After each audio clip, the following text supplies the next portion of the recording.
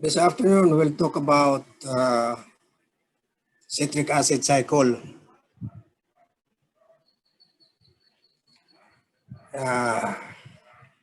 Also known as the common metabolic pathway for carbohydrate, lipids, and amino acids. All right, before we take up citric acid cycle, we must first be able to know how glucose went into your blood and into the cell. So we start with digestion. Diba? Okay, so you have carbohydrate.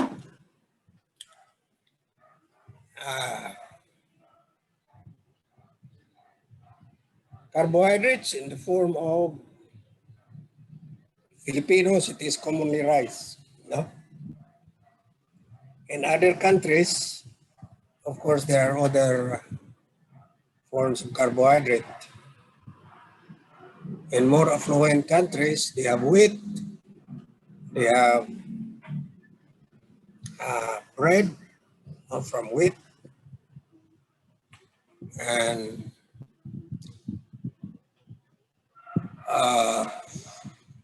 from not so rich countries, usually root crops.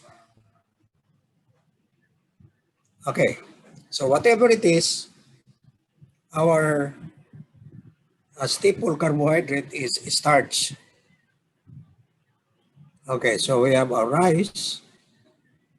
As we shovel food into our mouth, we start to chew on it. By the way, how many times do you chew your food before you swallow it?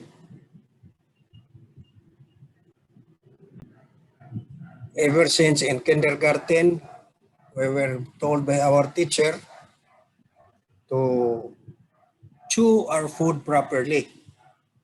But they did not tell us how many times should we chew our food before we swallow it. So what do you think? 20 times, Doc. Huh? 3 40, Doc. times? How many 40. times? 20 times. 40 ba? 40? 40 to 50. Uh-huh. That's very good. If you can do that, 40 to 50, that's very nice. But most of us, we just shovel food into our mouth, chew it once or twice, we swallow it. Diba? Depende do kung sabaw.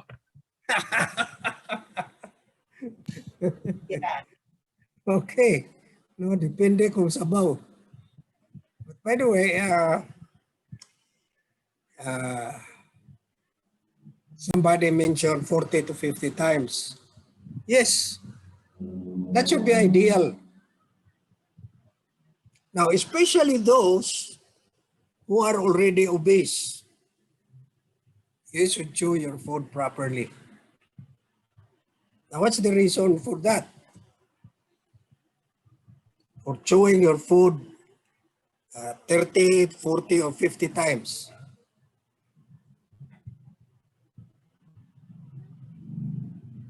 What do you think?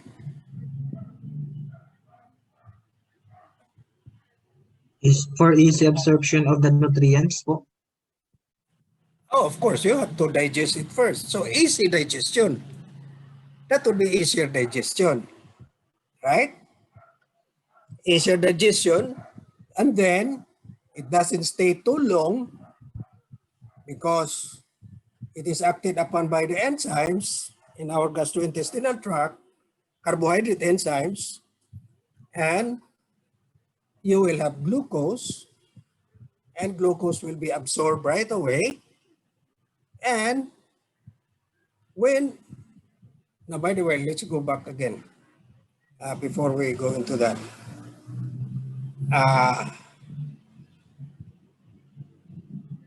What is the signal for hunger? When you are hungry? Do you have any idea?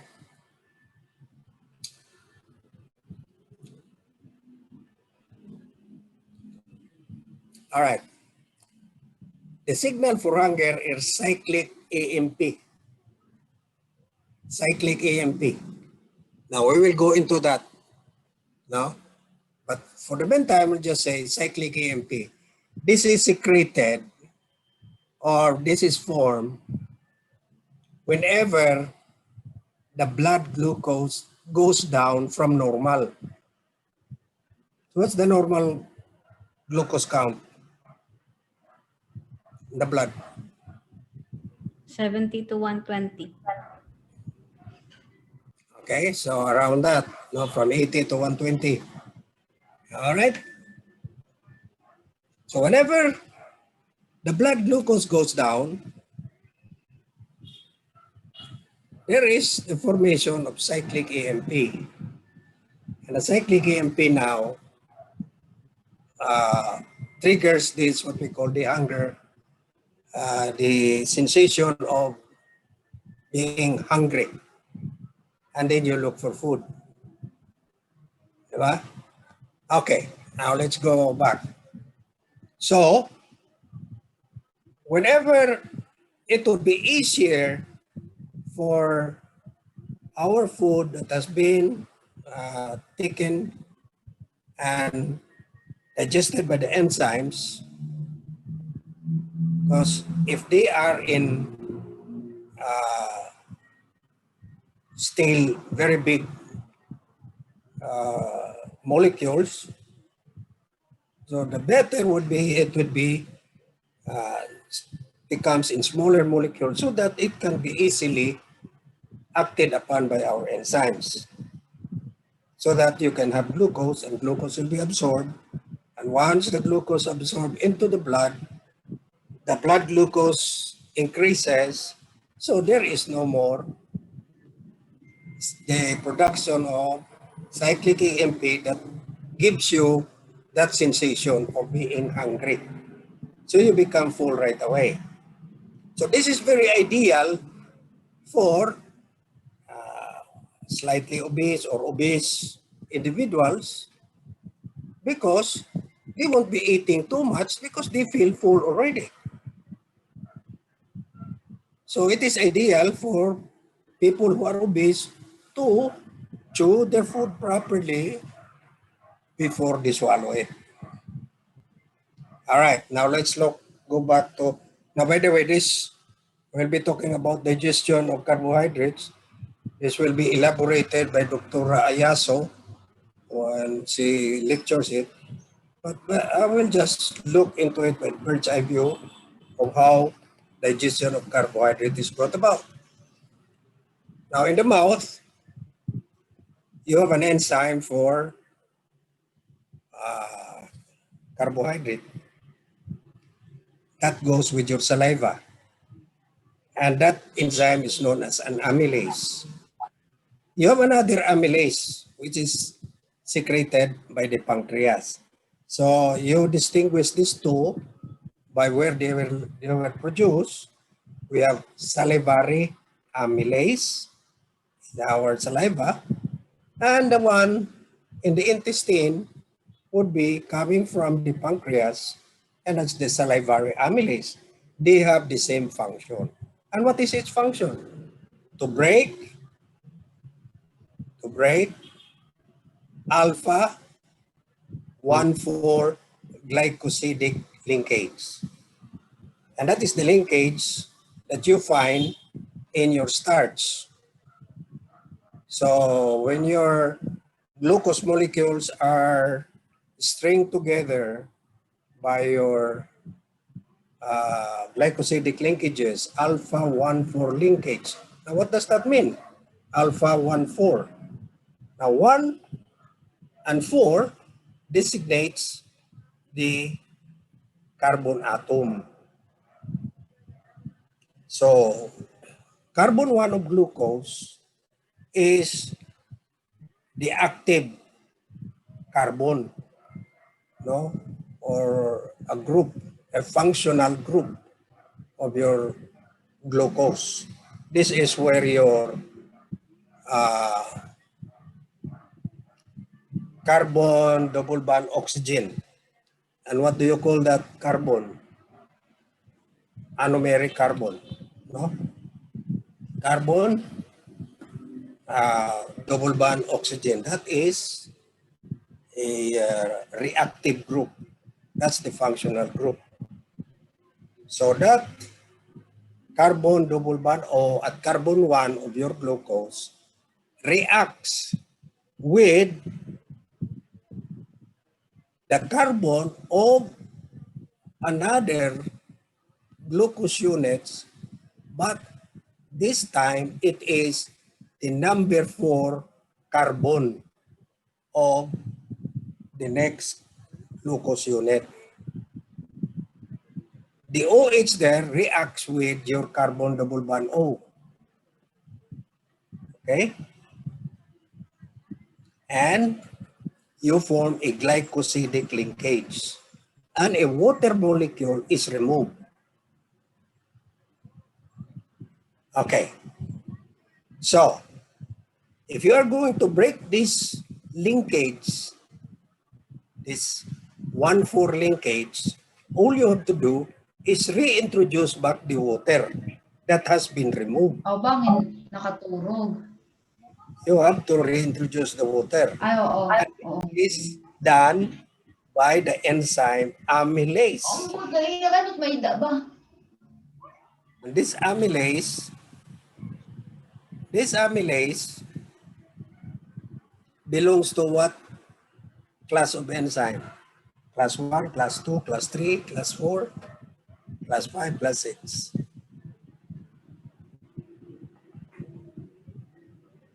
Come on. An enzyme that introduces water in order to break a linkage. Water, what is water?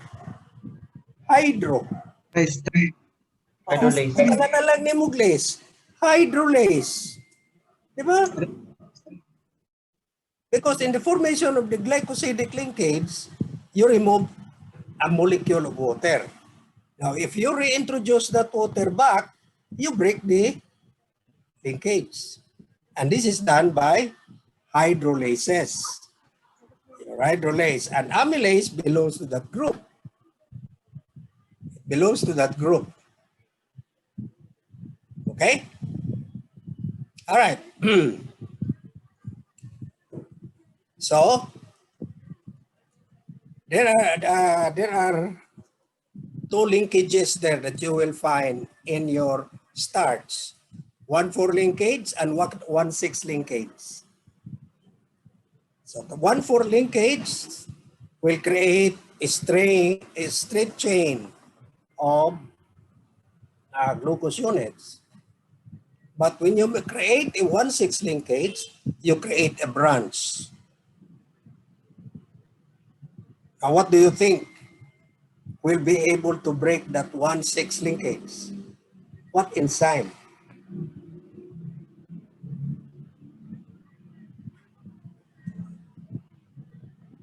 From the word a branch, this is a branching, no? No? Debranching enzyme. Debranching enzyme breaks that 1,6 linkage. Okay. So suffice to say that we have now broken the most of the linkages, because the linkages in your starch is mostly 1,4. There are only a very few 1,6 linkage. Whenever you have a branch, you have a 1,6 linkage. So the principal enzyme for breaking down a starch molecule would be amylase. Okay? All right.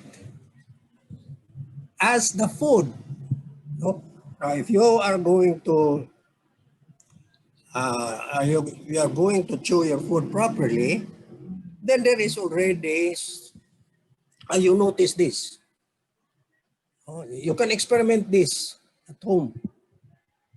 Now when you go home, you get one tablespoonful of rice, nothing else, then put it in your mouth, then chew on it. Chew it for a long time. You will notice now rice is bland, no? Bland.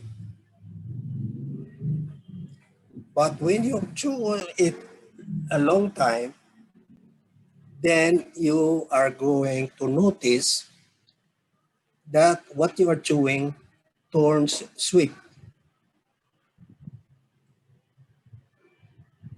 Have you done that? Wala. Because you just shovel the food, no? Now, try to do it. Try to chew your food, that rice until you can taste the sweetness before you swallow it. It shows that the starch, which has a blunt taste, and it is now being broken down into shorter and perhaps glucose molecules are already released while chewing it for a long time. Okay? So it really helps. Now, of course, in the stomach, we do not have an enzyme for breaking down your starch. What you have there is an enzyme pepsin for protein. So you cannot act on your carbohydrate. However, hydrochloric acid is very, very strong. No? So this hydrochloric acid has also an ability to break glycosidic linkage.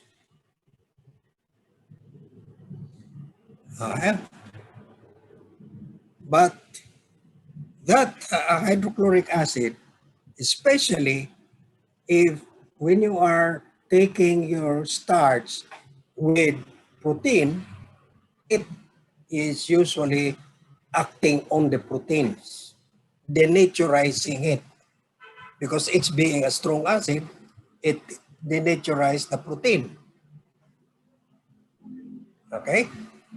So that the pepsin will be having an easy time to be able to break down that protein molecule.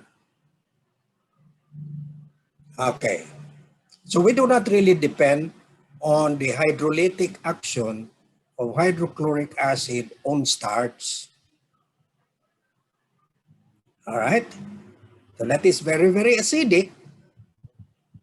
And your salivary amylase becomes inhibited in the stomach because your salivary amylase works in alkaline solution, slightly alkaline. But once it becomes acidic, it is inhibited. So there is no more digestion of the carbohydrate with amylase, which goes down with the food that you swallow. It is inhibited. Okay? And salivary amylase is a protein. It will be acted upon by pepsin as well. So it is broken down to amino acids. No? All right. However, when it goes into the small intestine, now, by the way, what is the emptying time of your stomach? You still remember? What is the emptying time? 2 hours. Okay, that's too long. 2 hours. The emptying time. So it stays there for a while in your stomach, and then it goes into the small intestine. Now, there in the small intestine,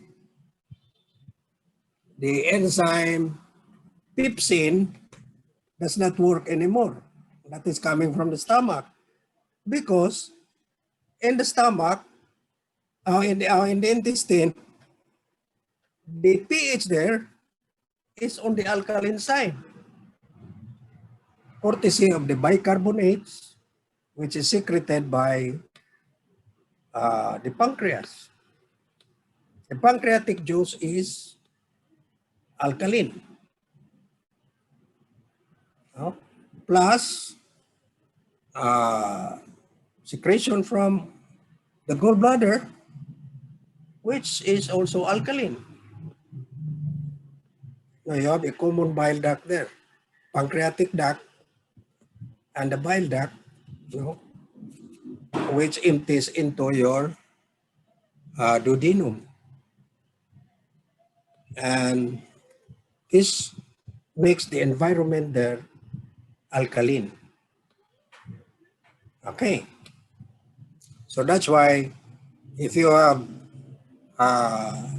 ulcers, the first part of the duodenum is usually affected because that receives the acidic bolus of food coming from the stomach, which is acidic. So you have duodenal ulcers. It's usually in the upper part of the duodenum, coming from the small, coming from the large, the stomach into the duodenum. Okay. All right. Now, to continue the digestion of your starch, there is another amylase which comes from the pancreas. And this pancreatic amylase does the same action as the salivary amylase to continue the digestion of the starch into glucose. So it's going to chop your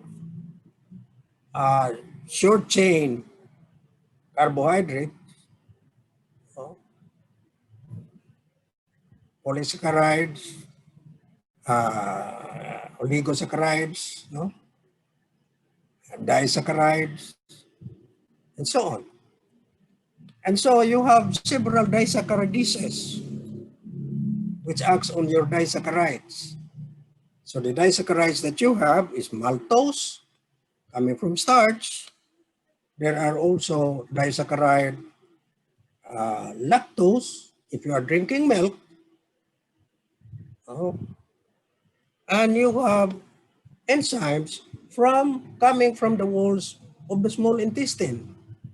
These are your intestinal enzymes, your lactase, your maltase, your sucrase, acting on the disaccharides, lactose, sucrose, mannose, maltose,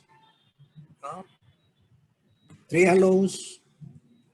So this is to ensure that you will have glucose. And once this glucose is present, then it is absorbed through your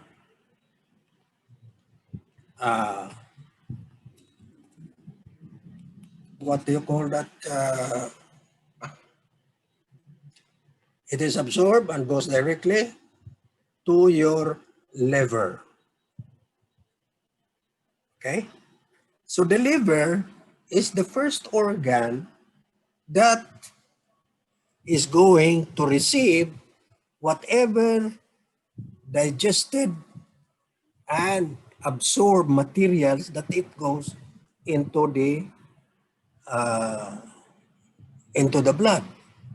So we have this a system of blood vessels around your small intestine which absorbs these nutrients.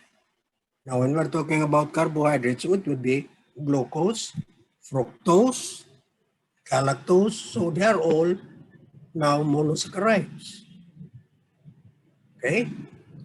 Now you should remember that galactose and mannose and fructose are epimers of glucose. So they can be converted to glucose. There is conversion of this other hexoses to glucose. And the blood vessels that surrounds this small intestine, they coalesce to become a big blood vessel, and it is the portal vein that goes directly into the liver. Okay. Now, once in the liver, this glucose is unloaded into the cells. Okay, it is unloaded into the cells. Now, you should remember that this glucose goes into the hepatic cells, without the help of insulin.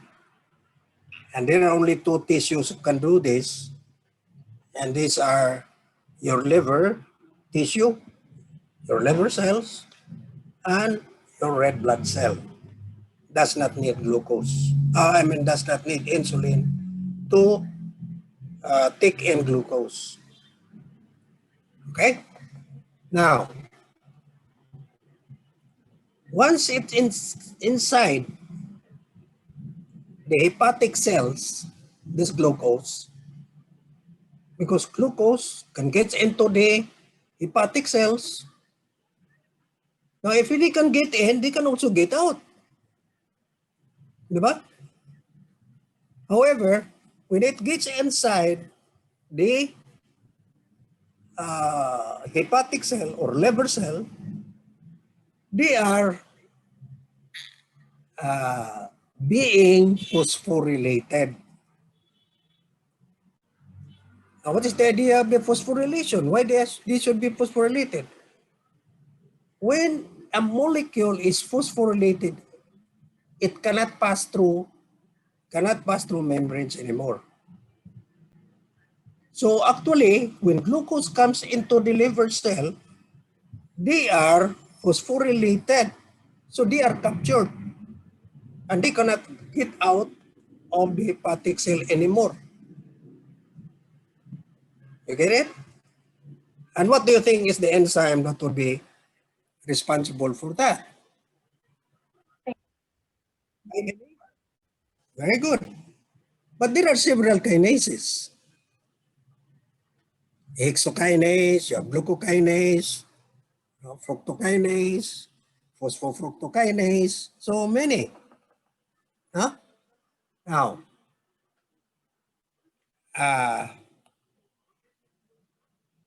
these kinases, they can be distinguished. If you still remember our study on enzymes, they can be distinguished by their Km. What is Km again?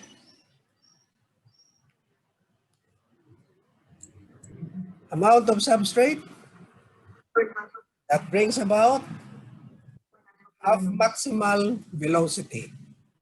Okay? All right. Now, the two most common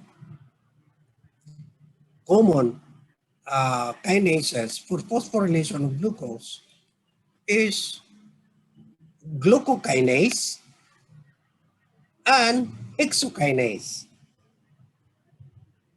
Okay. Now, glucokinase is found in the liver. It's found in the liver. Exokinase is found in other tissues. Now, we said, as our example before in our study of enzyme, glucokinase has a high Km and hexokinase has a low Km. So what does that mean? that glucokinase requires a large amount of substrate before it can work, before it can phosphorylate. And hexokinase can work even in very, very small amount of glucose present. Okay, so that's the distinguishing mark between the two, aside from their location. No?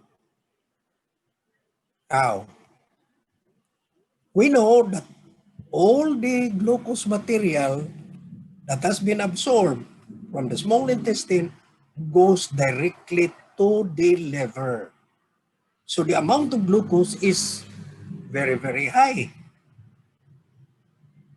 And your glucokinase works very well in high concentration of glucose. Di ba? When the concentration of glucose goes down, it does not work anymore. So it needs to have a high concentration. And that is ideal because all the absorbed materials from the small intestine always go to the liver first. And that goes with glucose also. So the glucose there is in very high concentration. You get it? Now, when the glucose concentration goes to about 120 or something, or near around there, 100 to 120, your glucokinase in the liver stops working. Okay? So what is the rest of the glucose there that has not been phosphorylated? It goes to other tissues. It goes to this, to the muscles, to the skin, to wherever it is, where it is being used. Now,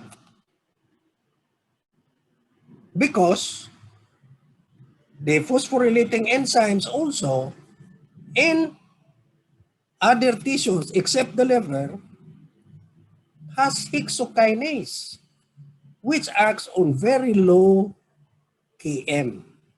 Small amount of glucose, it can work. Now, even by looking at these two enzymes, you can see how wonderfully we are created. How wonderfully we are created. Because if your creator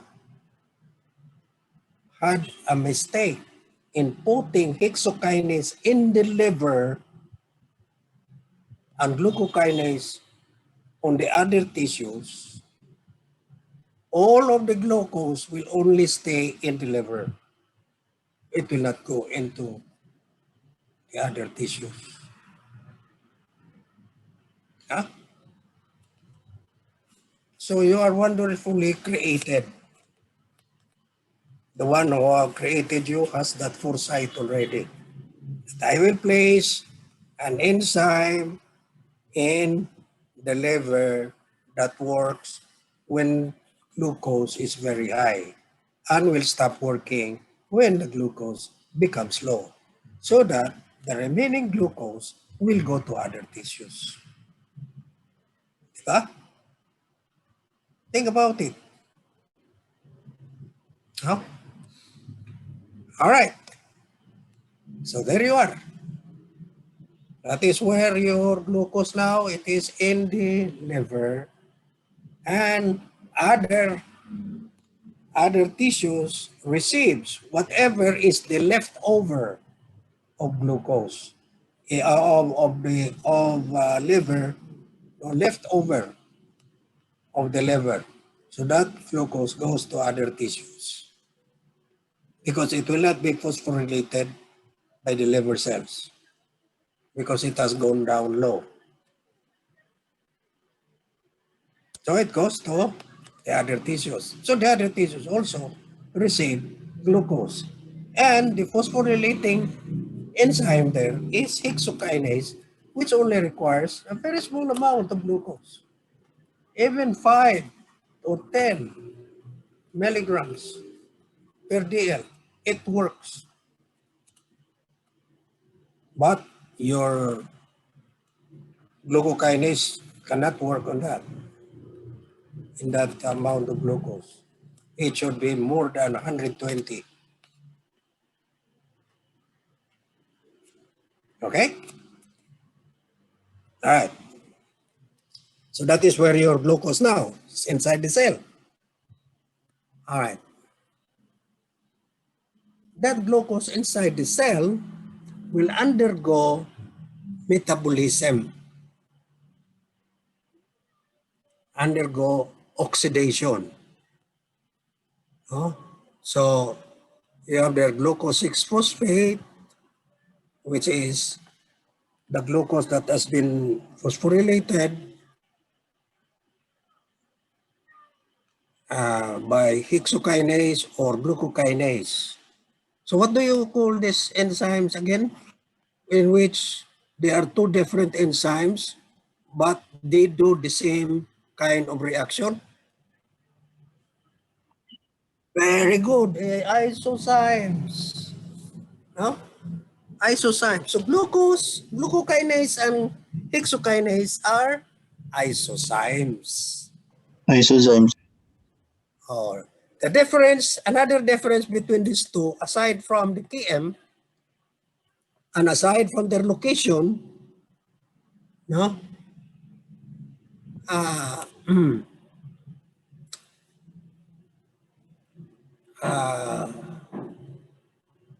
They usually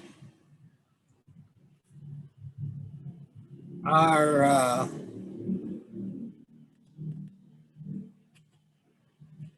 some isozymes are being inhibited by its own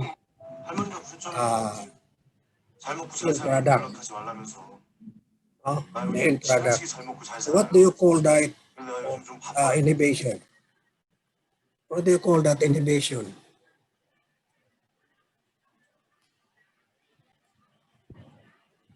That's end product inhibition. End product inhibition. And usually it is allosterically mediated. So it is allosteric inhibition. Okay? So there you are. You have now your glucose being trapped in the form of glucose 6-phosphate. And this will be acted upon by a pathway known as Glycolytic Pathway. And this Glycolytic Pathway oxidizes the glucose, and its end product is pyruvate. Okay. It's pyruvate. We will take that up. But we have to take care of the citric acid cycle first, so that you will have an understanding. Because this is linked to your respiratory chain. And where was the respiratory chain located?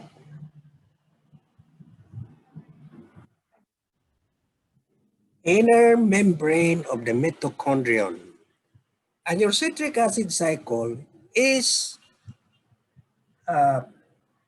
found in the matrix of the mitochondria. The matrix of mitochondria. Now, glycolysis occurs in the cytoplasm. Its end product, if it is aerobic, it is pyruvate. Pyruvate has to get inside the mitochondrion to be converted into acetyl-CoA. Acetyl-CoA. It has to go into the mitochondrion because the enzyme that converts pyruvate to acetyl-CoA is found in the mitochondrion. And that is your pyruvate dehydrogenase complex. So when we say complex, no, an enzyme is a complex. It is just like a cluster of enzymes. So it's made up of several subunits. Okay? All right. So the pyruvate becomes acetyl-CoA. This we will start our citric acid cycle.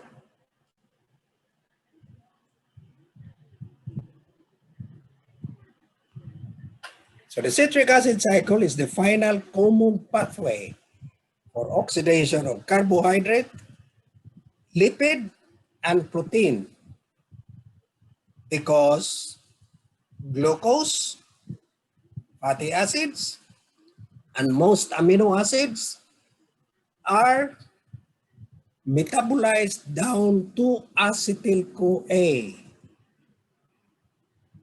and other intermediates for the cycle. Okay?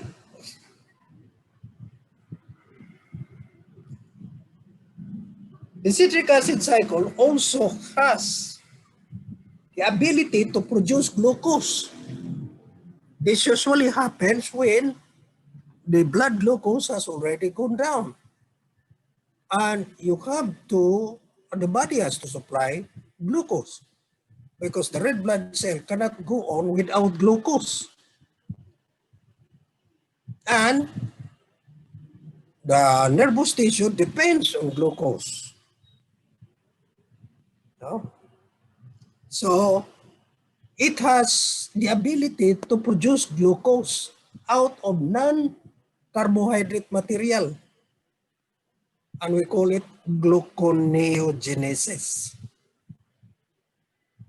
And the liver also has the ability to produce fatty acids. Fatty acids out of glucose.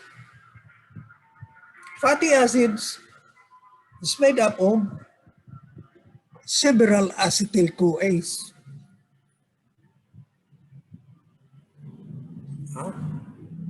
Several acetyl-CoAs put together to form fatty acids. Okay. And also the liver has the ability to interconvert amino acids. So interconversion of amino acids. The citric acid cycle occurs in most tissues where you have a mitochondrion. This does not occur in red blood cells because the red blood cell does not have any organelle. And I'm referring to the mature RBC. So it does not have a mitochondrion. Okay? So the citric acid occurs in most tissues. But the liver is the only tissue in which all occur to a significant extent. So you can see the consequence, therefore, if the liver is damaged or diseased, as in hepatitis or cirrhosis.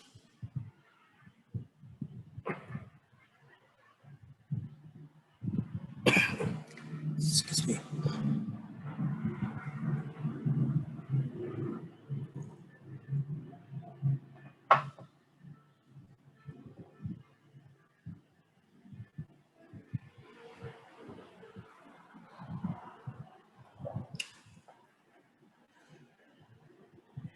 All right, so we have here a schematic diagram. So we have here acetyl-CoA combines with oxaloacetate, an intermediate of your citric acid cycle, to become citrate, undergoes several reactions to produce carbon dioxide.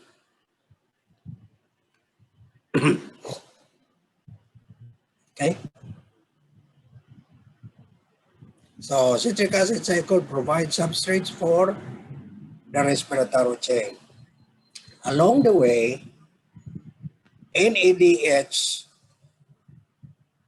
and FADH2 are produced. So you will produce reduced NAD and reduced FAD.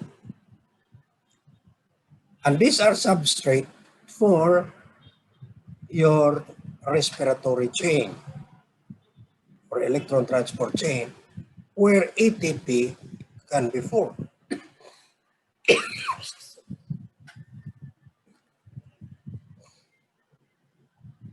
Okay?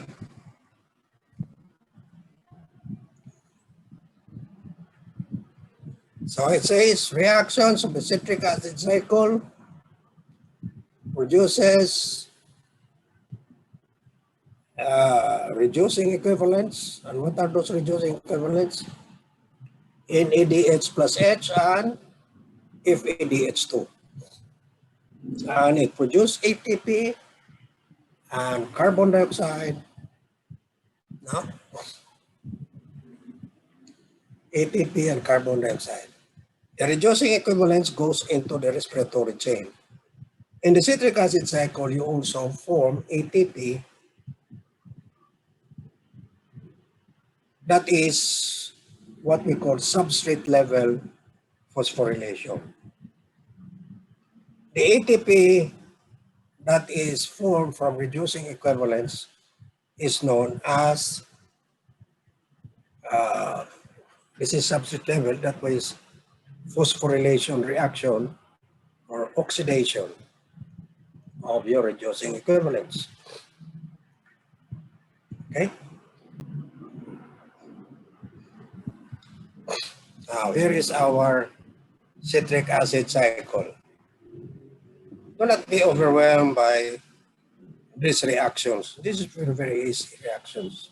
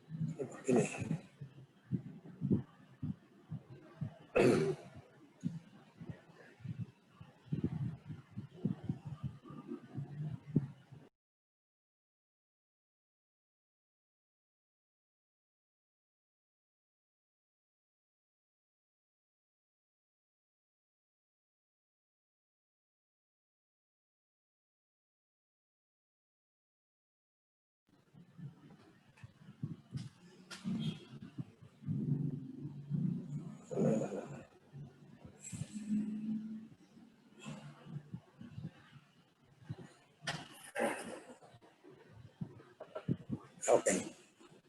Now what we have here is acetyl-CoA that has been produced in the matrix of the mitochondrion from pyruvate, acted upon by pyruvate dehydrogenase to form acetyl-CoA. Acetyl-CoA combines with oxaloacetate to form citrate. Citrate is acted upon by an enzyme aconitase and becomes cis-aconitate. And the same enzyme produces cis-aconitate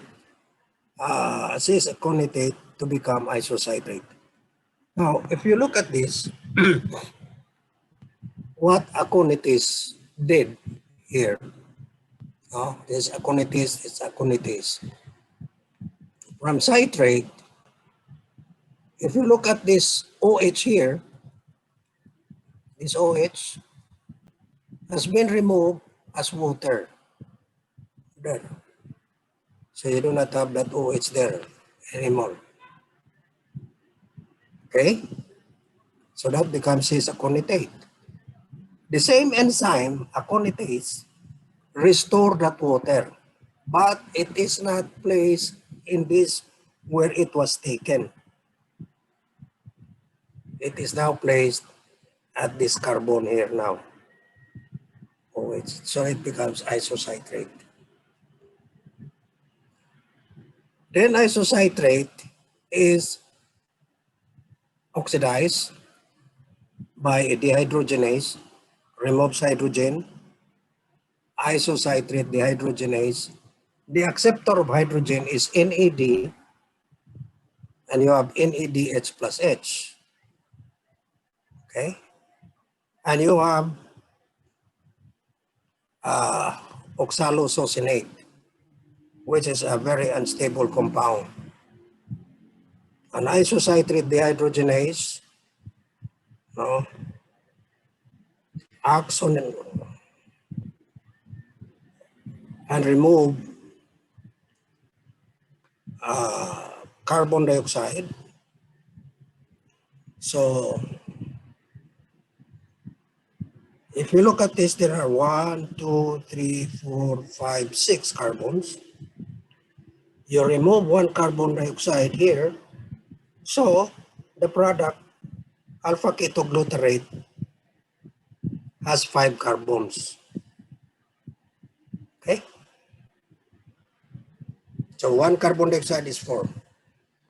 So alpha ketoglutarate is acted upon by a complex enzyme, alpha ketoglutarate dehydrogenase complex. Okay? It removes hydrogen from alpha ketoglutarate.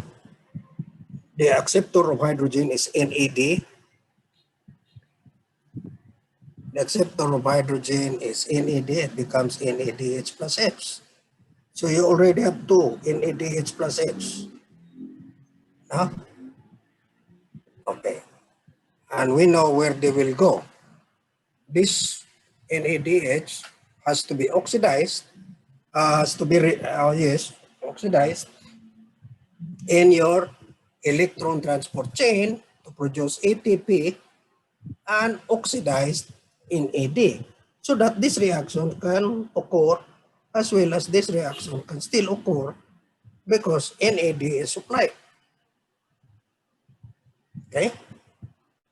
So they have to go there so that they come back as oxidized NAD. Okay? All right. So reaction of dehydrogenase, alpha ketoglutarate dehydrogenase complex removes 2 molecules of hydrogen, 2 atoms of hydrogen, and incorporate a coenzyme A, CoAs. And the product becomes succinyl-CoA. Okay? Now, another function of this dehydrogenase complex is removal of carbon dioxide. Similar to this one. There's carbon dioxide removed. Here is another carbon dioxide removed. So this one is 4 carbons, 5 carbons. No? Alpha ketoglutarate minus 1 carbon as carbon dioxide becomes 4 carbon succinyl-CoA. Now, succinyl-CoA has a high energy compound. The kilocalories produced by this is more than 7, and so we have a substrate level phosphorylation. Substrate level. So in the presence of ADP and inorganic phosphate, because this is a high energy compound, it transferred that energy to the phosphate to energize that phosphate to ADP to become ATP. So you have 1 ATP here, that is 4. Okay? All right. And at the same time, your coenzyme A is removed. No? And you have now succinic acid or succinate. succinate. Okay. Succinate, it acted upon by succinate dehydrogenase, removes 2 hydrogen from succinic acid. The acceptor is FED and becomes FEDH2. And this also goes to the electron transport chain. All right. So it becomes fumarate. Okay. Fumarate is hydrated. No? And you have malate. Malate, acted upon by malate dehydrogenase, removes 2 hydrogen from malate, and it becomes oxaloacetate. Okay? And you produce a reduced NAD, NADH plus H. So this goes to the back into your electron transport chain to be oxidized again because that's already reduced. So you have 1, 2, 3 NADH plus H and 1 FADH2 that goes to the citric to your electron transport chain to produce ATP. Okay? All right. Now to remember this, very, very easy to remember this.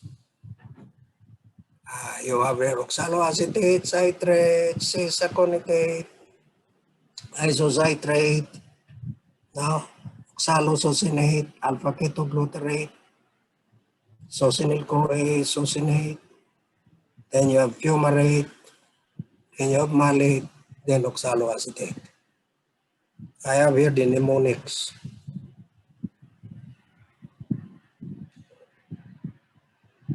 The capital letter here are the first letters of your intermediates of the citric acid cycle. Oxaloacetate, O, no? Oxaloacetate. Then another C, citrate. Another C, cis-aconitate. Then isocitrate, that's I. And then O, oxalosuccinate. Then alpha-ketoglutarate, K. There. And then first is succinyl-CoA. Another is succinate. And then you have fumarate, F. And then malate, which is M. So you can say on college campuses, I only kiss sweet-smelling fair maidens. So you can remember your intermediates of the cycle. Now, if the feminist in your group doesn't like it, then we can change this. On college campuses, I only kick sour-smelling fake machos. How do you like that? Huh? So you can change that. On college campuses, I only kick sour-smelling fake machos. All right. Now, the reactions here, this is reversible, irreversible. And do you notice that this is reversible, reversible, reversible, reversible. This one is irreversible. This one is reversible. Yeah, this is reversible. It's reversible, reversible. So you have only 2 reactions which is irreversible. The reactions here and the reaction in here. Okay? There you are. Okay. There are also three areas, or there are also three reactions which is being inhibited. This one here, this one here, and this one here. So you have here, okay, a poison, because once it inhibits an enzyme, it becomes a poison. Fluoroacetate, fluoro. Where do you get this? What element?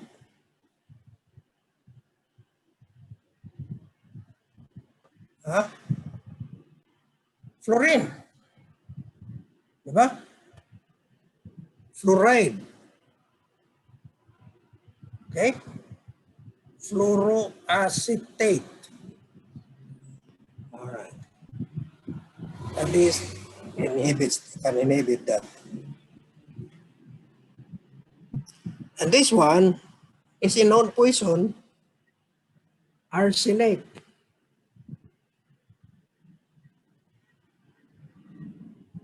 Okay? And this one is a competitive inhibitor, our example of a competitive inhibitor. Because malonate looks like succinate. So the succinate dehydrogenase could make a mistake in binding to malonate, competitive inhibitor. Okay? All right.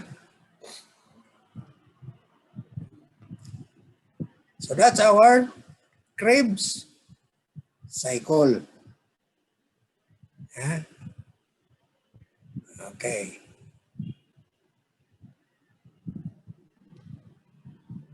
All right. 10 ATPs are formed per turn of the citric acid cycle. 10 ATPs, 10. All right. Now, let's do the counting.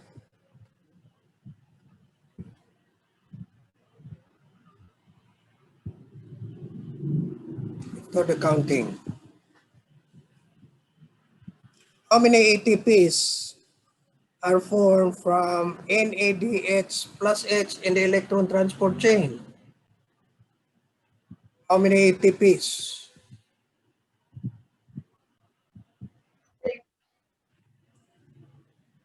Older textbook, it's 3. Newer textbook, it's only 2.5.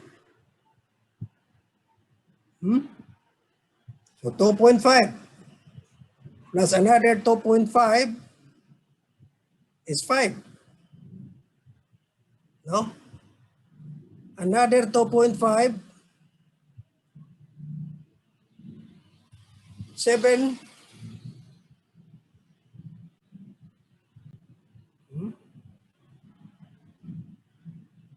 And then how much is FADH2?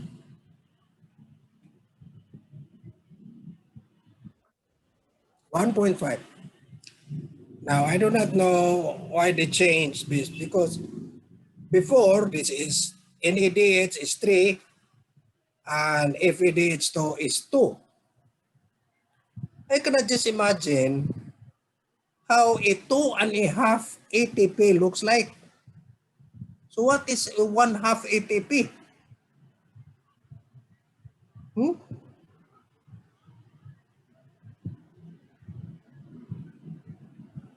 Well, let's not bother our minds there. Or what does a 1.5 ATP looks like?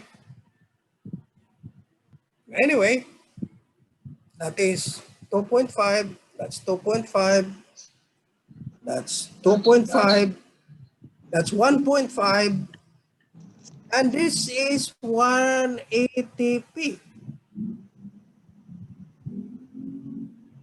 Okay?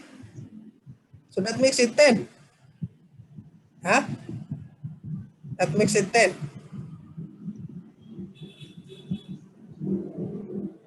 Per turn. Now, how many acetyl-CoAs does glucose have?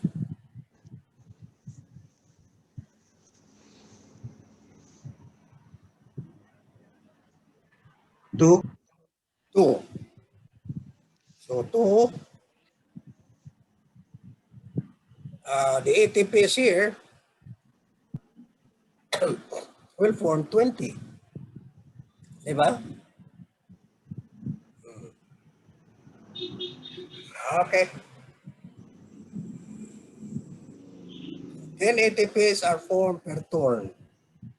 So you have it here, 2.5 for NADH, there, NADH 2.5, and FADH 1.5. An addition 1 ATP is formed by the substrate level phosphorylation, catalyzed by succinate thiokinase. Okay. Okay, vitamins play key roles in citric acid cycle. You have riboflavin there, you have niacin, and you have thiamine, and pantothenic acid. They all belong to the vitamin B complex family. Vitamin B complex family. Riboflavin is B2, then niacin. Thiamine is vitamin B1, then we have pantothenic acid. Pantothenic acid is, so these are converted to coenzymes. Coenzymes. Riboflavin into FAD, niacin into NAD, then thiamine pyrophosphate, thiamine diphosphate or pyrophosphate, and pantothenic acid as coenzyme A. Okay?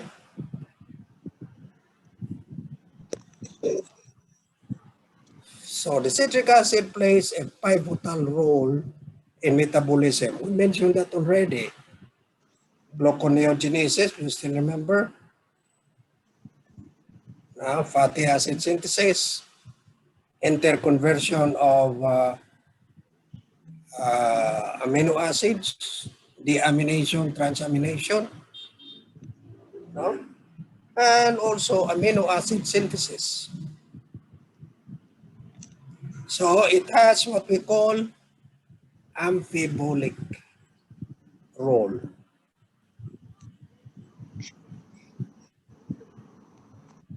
Citric acid is only the pathway for oxidation. Okay.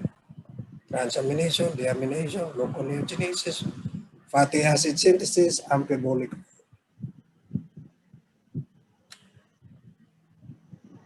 Okay. We have happy dancing, so much energy formed by the citric acid cycle. Okay, let's look at this. The amphibolic role of the citric acid cycle. Remember, this is the citric acid cycle. Now, if these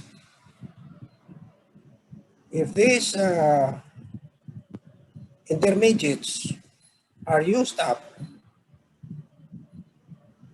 there is a replenishment.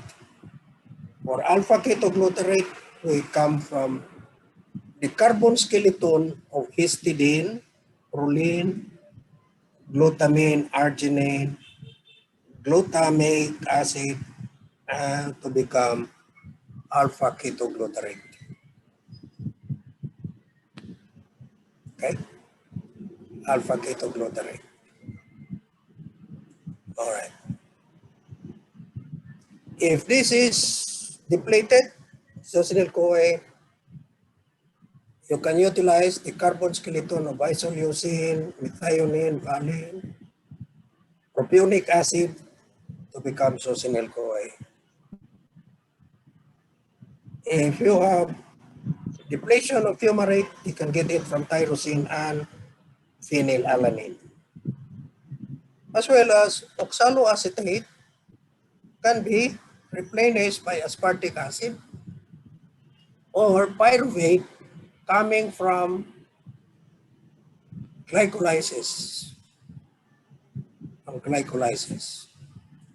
If there is less pyruvate, then you can get it from cysteine, threonine, lysine, and even lactic acid to become pyruvate.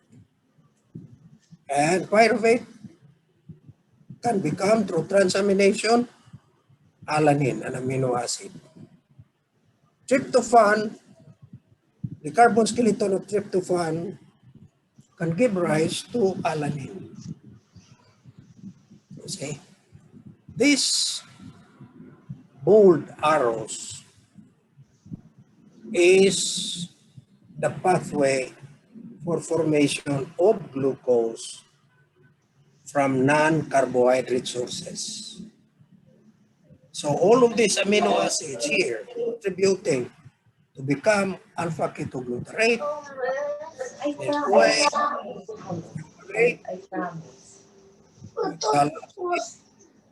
becomes glucose.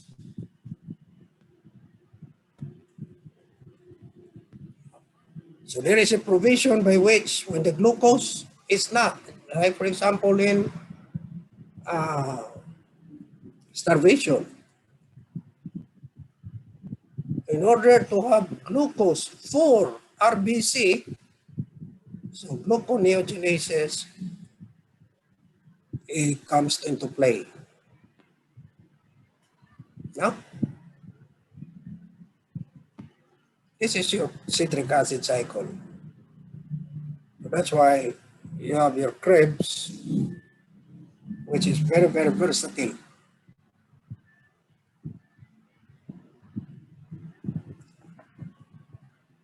Okay, so I mentioned this already. Citric acid cycle takes part in gluconeogenesis, transamination, and deamination.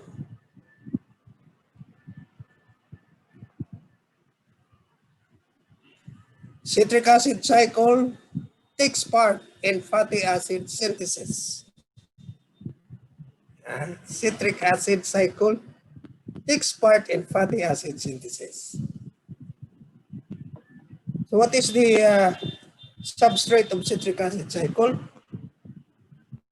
Comes from acetyl-CoA, from pyruvate, acetyl-CoA, and then that acetyl-CoA is being used for fatty acid synthesis.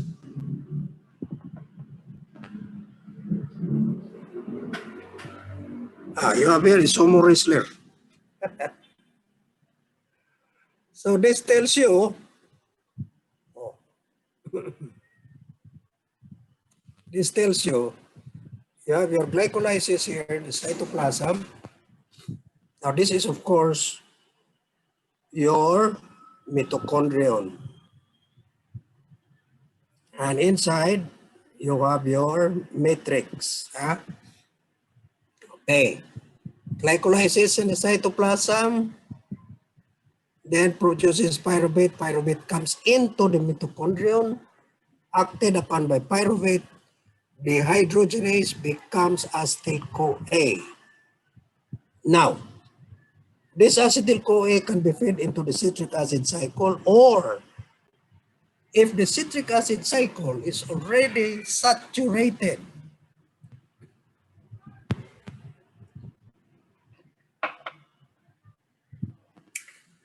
what we mean by saturated citric acid cycle is when it is operational to the full capacity already. As a result, there will be plenty of ATP. No? Full already. But still, there's plenty of coenzyme acetyl-CoA, no? coming in, acetyl-CoA. So this acetyl-CoA, which combines with oxaloacetate to becomes citrate, goes out into the cytoplasm where you have there the reaction for fatty acid synthesis. Now, why just not the acetyl-CoA go out? Huh? Why does it have to combine with with oxaloacetate to become citrate before it can go out? Now, compounds, when it is phosphorylated inside the cell or inside an organelle, it cannot go out, it cannot pass through the membrane. Now, when it is also combined with coenzyme A, no? That's why we have acetyl-CoA. When it is combined, it cannot go out also. So that acetyl-CoA, this one, cannot just go out because it has a CoA. That's why it has to combine with oxaloacetate to form citrate. So citrate here has no coenzyme A. Coenzyme A is already removed. And so, acetyl-CoA comes out of the mitochondrion disguised as citrate. So when it comes out to citrate, there is an enzyme which acts on it, known as a lyase, and breaks it back into oxaloacetate and acetyl-CoA. This acetyl-CoA now goes into the formation of fatty acid, while the oxaloacetate goes back to the mitochondrion.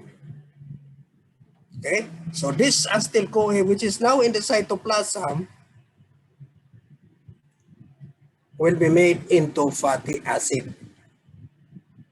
The acetyl-CoAs are put together, acetyl-CoAs are put together in the presence of NADPH, so that you will have fatty acids.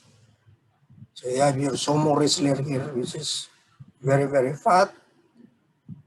And he says, this explains why I became fat from sugar. No? Okay. Now, how do we regulate this? Regulation of the citric acid cycle depends primarily on supply of oxidized cofactors. Okay. So how it is regulated?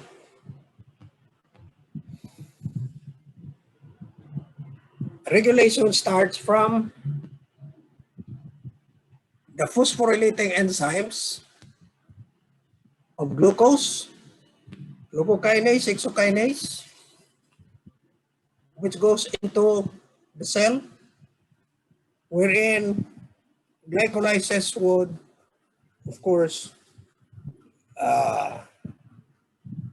metabolize glucose and produces pyruvate, and pyruvate becomes acetyl-CoA as it goes into your Krebs cycle. I mean your mitochondrion, where the Krebs cycle is. So the pyruvate, once it gets inside the mitochondrion, converted by your pyruvate dehydrogenase complex, and you will form acetyl-CoA. And that acetyl-CoA goes into your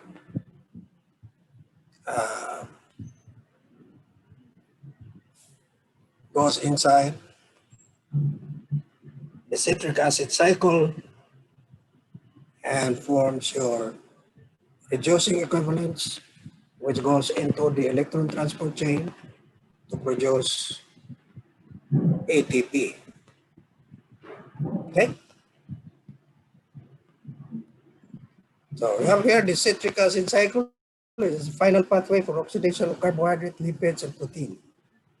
Their common end metabolite, acetyl-CoA, reacts with oxaloacetate to form citric. By a series of dehydrogenation and decarboxylations, citrate is degraded into reducing coenzyme, releasing 2 carbon dioxide and regenerating oxaloacetate. The reduced coenzymes are oxidized by your electron transport chain to form ATP. Thus, the cycle is the major pathway for the formation of ATP and is located inside the mitochondrion, and the respiratory chain is on the inner mitochondrial membrane. The citric acid cycle is amphibolic, since in addition to oxidation is important in provision for carbon skeletons for gluconeogenesis, acetyl-CoA for fatty acid synthesis, and interconversions of amino acids. That ends our citric acid cycle. No?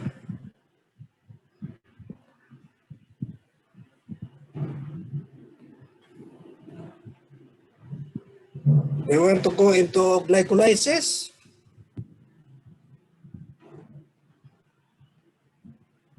Hello?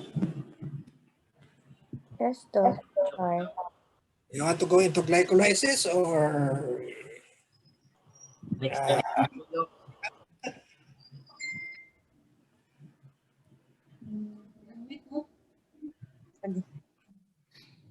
or you just in there? Glycolysis, chapter 17.